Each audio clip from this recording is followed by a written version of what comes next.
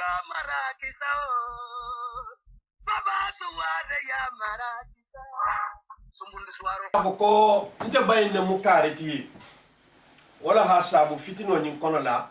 awa nte mu tureti mbedu naje wala nte mu girasiti wala ntulo be mana kaw mul fala amogol hi sabari ñoxon neno fanan khadabula ñim problème mo tambitale hi sigi xa ñoxon nani combat to ben na wala ñimu hakili ma fenneti ñenta to ben na hakilo lala anin kluo anin famajigo anin ke balla tarho lon anin ku kotolu kantala bare mum bala poso kanta kana la kolona la intérêt wolun tenko mulla horoya muy faluni bembaluti wala ngente la dañin ko ko na hakili mal ko muli hi fallo mbawul la mako muli be ñogonna iman ja khalifatuti karamba khalifatulun teyti ja khalifatulun te kon na hatara na khalifato wala kuma kawo me nsafo ko jaha nin sikuta be ñogonna ni tata moy ko na khalifato abata kuma fo fulo bata soso nsafo ko jaha ni be ñogonna wala fo fada kunda khabilo keba wala ni dara ni kunda bata bula ñogonna nsafo khabila ba fulo la mais mulu man ja khalifatuti khalifatulun te classe joni bebu parce que ibe mul to fo kan na karambaya na khalifatulun tende karambaya ni jahala khalifatulun te fo mol kholo long mo simple le mi compte le be menan ntella kuma ka be ni janna ibe mum fanan to fo kan turaya khalifatu jom mu ñuliti pour yi dunya be nya kete jangol ni karamba ngol ngam fantu mo kino le bulle be ibe turunna lon nalu le be turunna hakir malula ibe turunna na satelula bari nyim mo ko mulu to be fo kan ni be mo éliminer talati na ko kono la ki bondije satare kan tarat o tura yango o karamba yango fefe nay bata ke fuy ketale ma siboni bulisati ali bondi ko kono la ala mo holla ki doronte meni non na la mignoli be kering ni fati alla mignoli be kering ni kulon na le mignoli be kering fefe ñohol be kering sangi jelu mo hodan tan ni ndoro be ñoho akisela fo sa dunya be bulo ñohol ala nge bondi ko kono mul to be fo kan karambaya ali bondi je mul to be fo kan turaya ali bondi je karambaya ni jaha kendolu wala ha bembang nga ni mo holi éliminer nga khayro soto mo fu la dunya hawli mo fula mo saba sa ni kumata imaje sa ya habule be konto he nga kar la moyde amanta larin karamba ya kan he kar manta larin jaha kan bari jaha la khalifa ton te kelona citoyen simple le ñohan yo wala mo la ngenta ni te mo fo nga kelo bam ira dai le place auto khalifa tian tibulu ni c'est imposé kula tuba khalifato bera munke jahala khalifato wala si imposé no karam jaha bem karamba bem ngora non dije sa muri be kuma ka wol be hi sabari nte mo la kuma ta considération ti mo no mbata nyon to nyigi no mbata cassette lu lamay mbata vidéo lamoy mbata la karo du la rike minana be kam et puis nte tante kel no hontia mbala la Facebook la mbala la YouTube la lafta fana mo la on contredit bar mum men contredit les on contredit to nyaka wo way ndo mo ho jela mamun tafo minala kan alen suivi bien albe to nyaaje la mbala bola ni alna la kila sonta nta bola na bu fana kono la ko albe mi jele jenne ba be kele jenne ba be sila ba na famu mbala kuma kan wala hasi na proposition follow monet wo fitina mo holiu mum bolo ota mum mum bolo ho folo wol beto bay batake ni fitinoti ngana wol kuma kawo me ngana wol kuma kawo me mulkate alon nalu ti bang a hafiru qur'anul a hakirman a kawandilan a masibe malalan i woliyol i khutubol bi batake ni problème oti turaya bu kono la karamba ya bu kono la wo mo ho wolu wallahi billahi tallahi alni eliminer folo i hake alaye i kana kuma nkana mo fana me satar la ngara do fana me wol kono le be do la khabiro critiquer la ba no lin kanu telo nje solution la fala tande ba be fola na bon kono la janne ba me tora de parce jahaye lo be njato to karambaya ni lo be njato to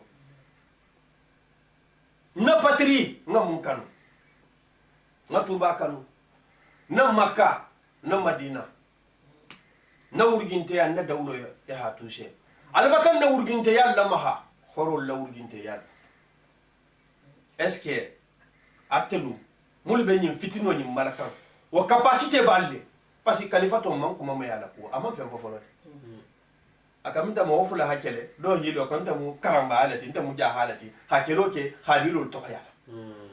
alhamdulillah ma sotole de billahi walla tallahi bara no me ke tugu alin ke bañu hormoni barkot bara nga ñum folo de nko alinga kafolo jaha bebe tar la kafo mun kono la nkana kele gine kilinti de ko kata hatuba hata kafolo jaha nko jaha ngobe dawda ni hakili mani lonnala ni nko sifa keta fana mulbe ko malato nsolulo porte parole hatara na khalifato la france banko kan Europe kono la la Guinée kono la ni nko sifa keta aha kannabo ngame ikilina sekelo nyimbanno parce que ni muy soso bata jahabe soso bar fe ha kumala de khalifato fe ha bangele mol ha kutu italiye parce que ala hitala saba hina ti karambala pilasoto mul bebe kumala wolunte mul bebe kumala ila kuma mamol hadu mbele fe kilina ni ko karamba be ni ko jahabe ha tugu joxone ko fanan fonni say aha ni ko ngan sabar fanan mo fanan me bare mbele fe itala bangele na fa babala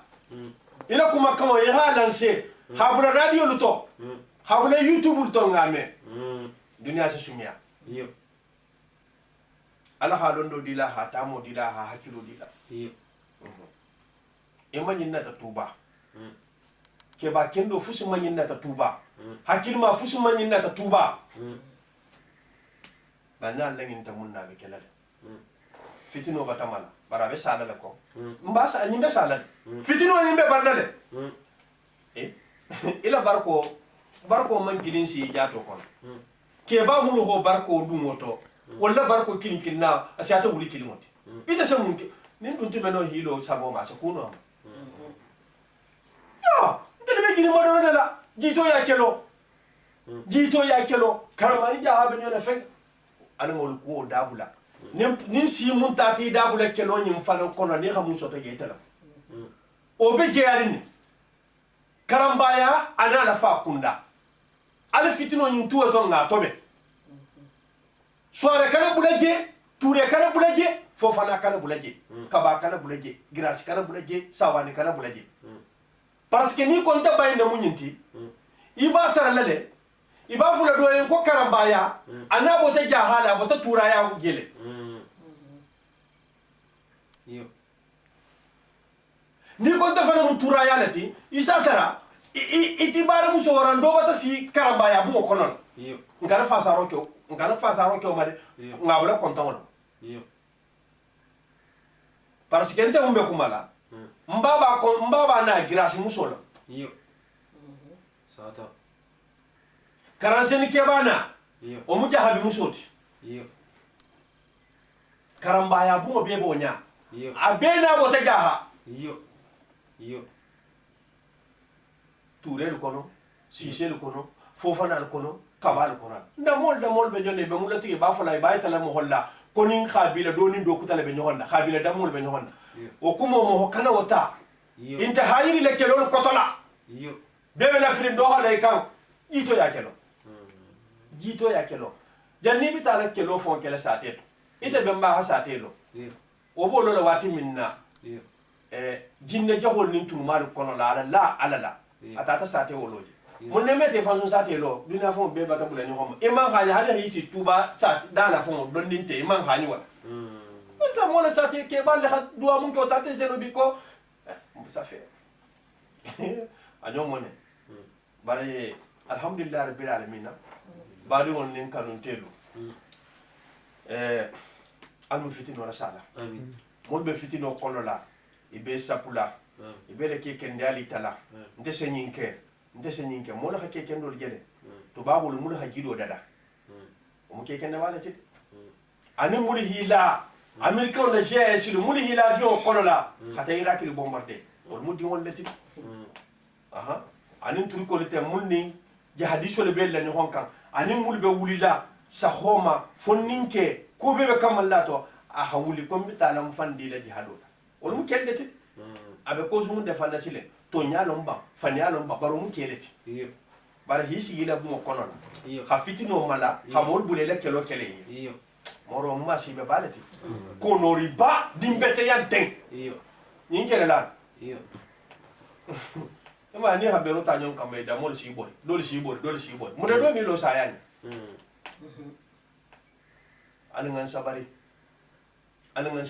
sabari jaha bembal siginyalu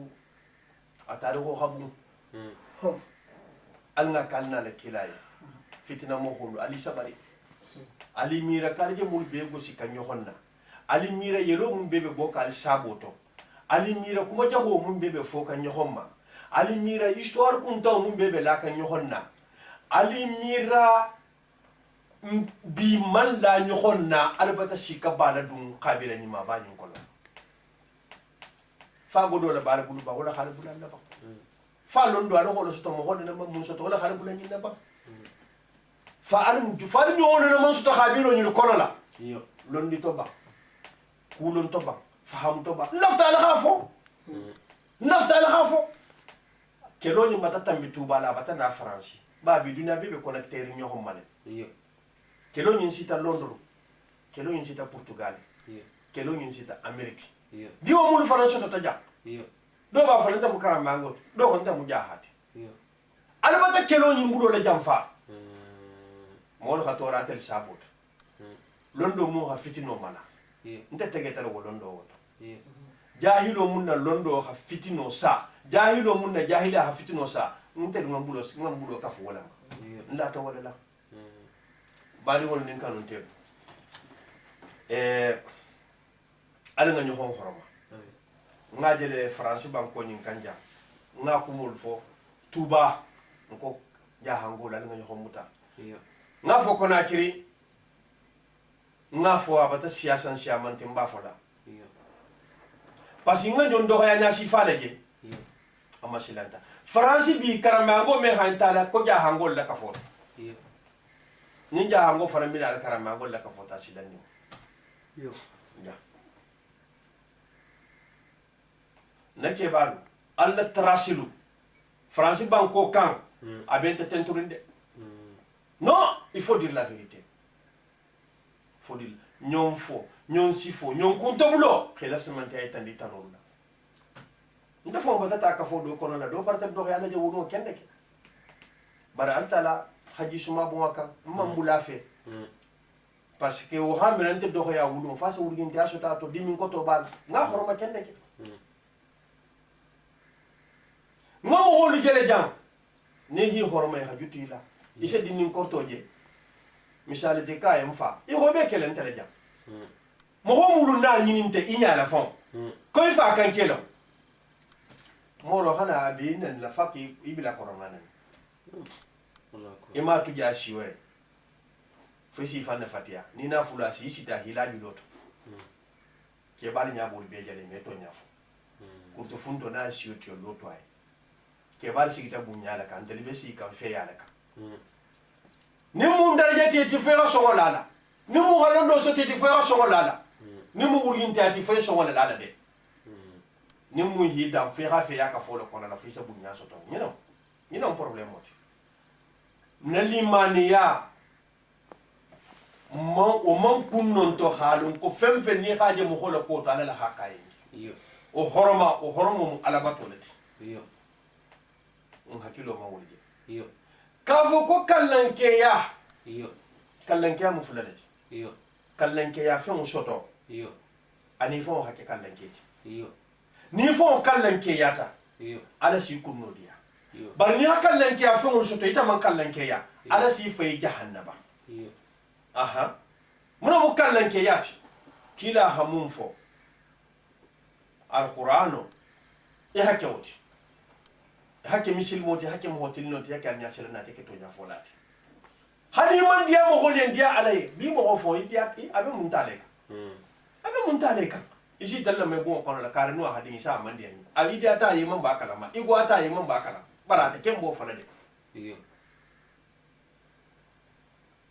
kallanke ya moho o se kallanke a kolleke iyo kallanke ya fion Iyo. o mu godoti ila godo hasiya mohoti iyo ala bata odila Iyo. ila londo hasiya mohoti Iyo. ala bata odila iyo ibata idanya hasuga ni mohoti Iyo. ala bata odila iyo nyimbe ala hakumo so ne hasiya nyimbe mu kallanke ya leti iyo ibata fisemante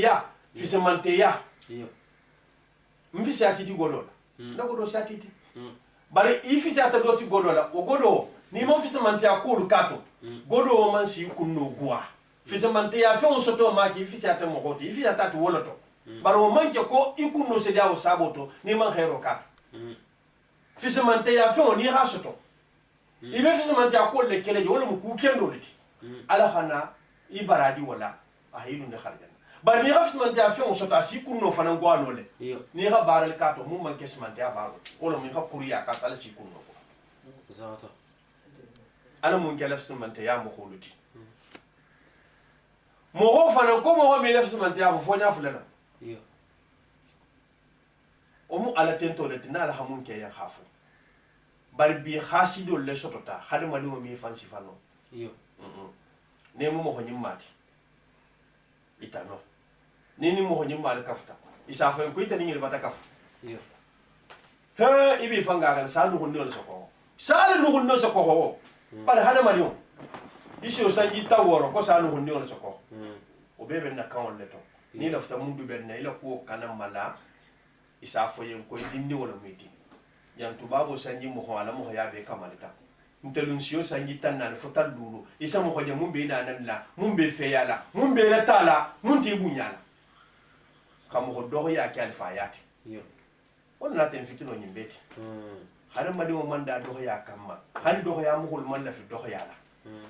ala ma yo bunya minala ja ha tare ho kan iko nga fanyami ni ala na la kila sonda bari wol nin kanun telu mul ben safeka ani mul ben kilika mbal be jagila mbal tentula lafta mo kalam filate lafta mum munti be hola fo ninga muntinya ala fo ala la facebook to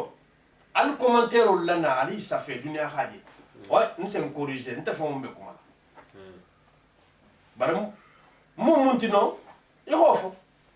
mina la be jabila de ni alna la kila sonda baram bita la conclusion ka keloni num mutari muna hasaba mutata muna keta fo keloni keta muna nyanta kere don pour keloni kanake muna ha keloni wajabi ibulu sahidu keloni to nyadi mina la be kan bani ngol al sen suivi na la kila sonta sangi nan la munyente mba ko mo fala ala batake mina la be kan bali on nin kanon tel nse wata mbebe kontonna mbe jahani karamba kontonna mbe bungo be kilin na kontonna bungo be hala horoya itan nin to fitino nya haba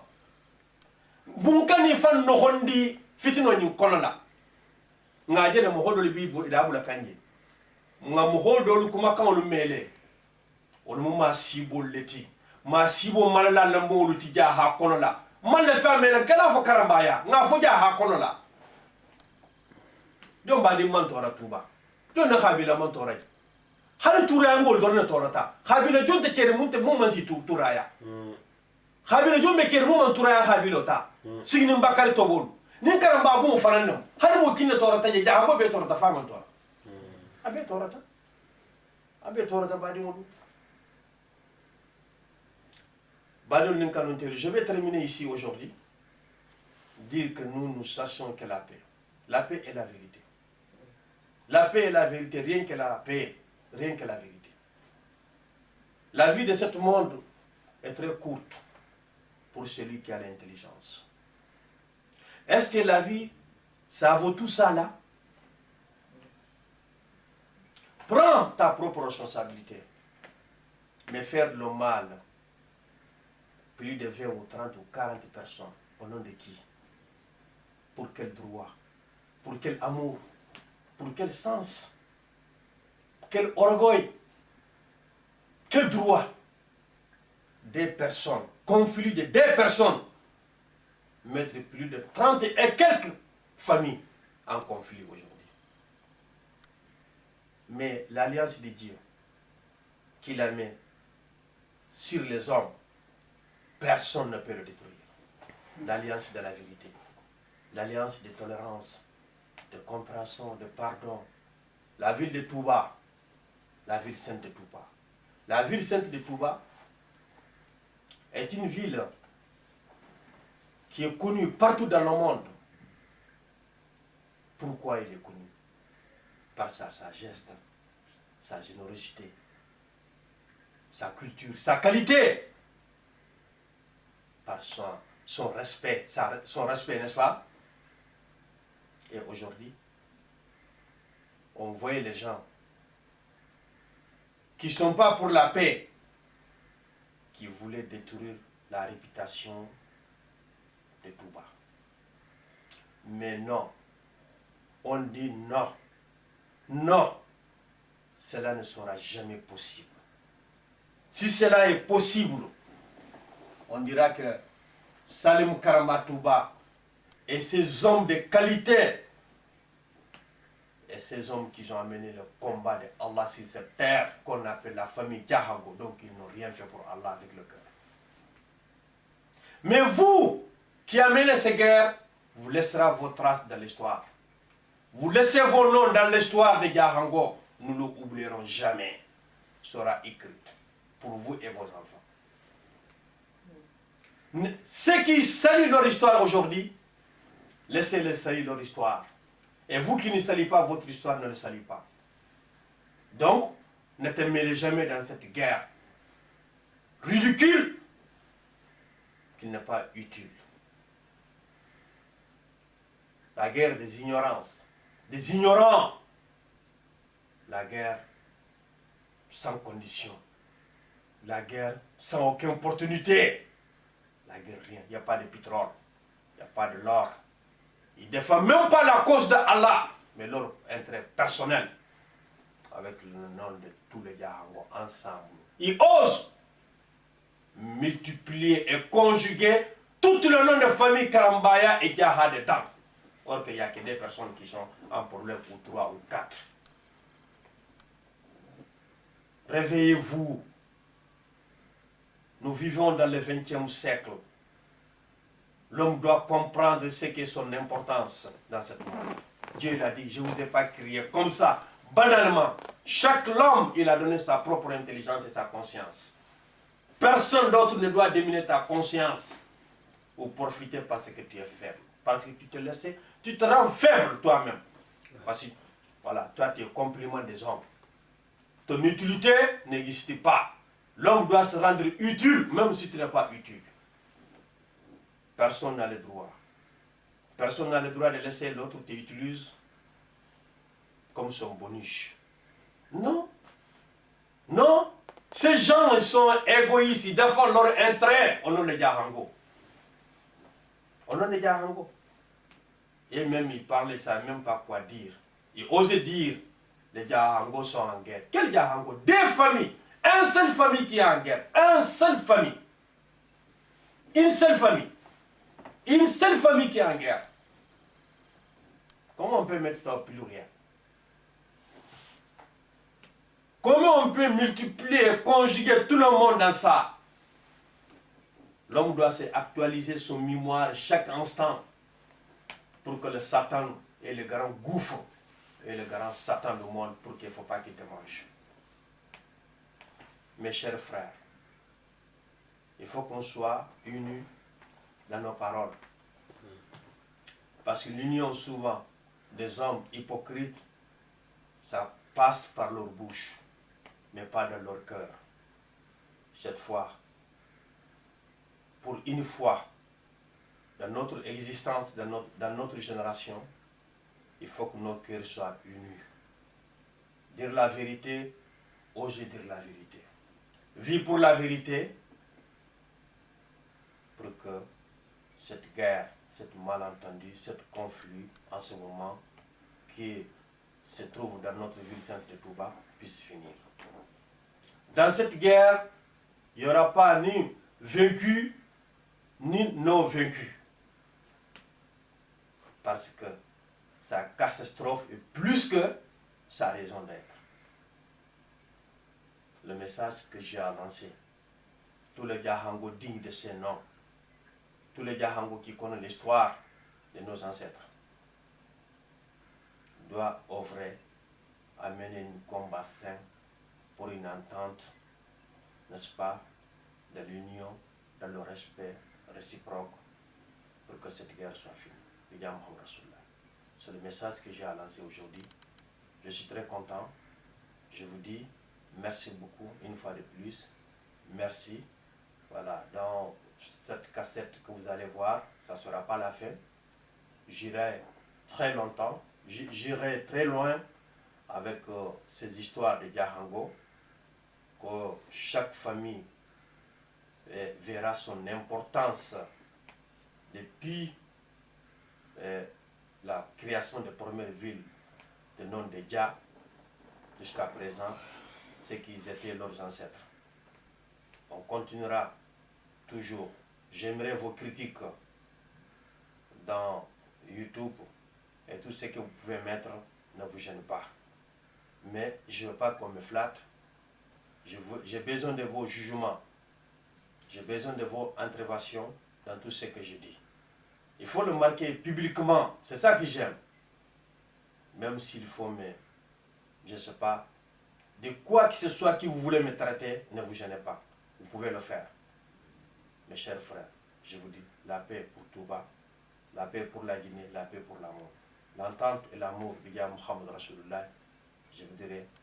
Assalamu alaikum wa rahmatullahi wa barakatuh. Merci.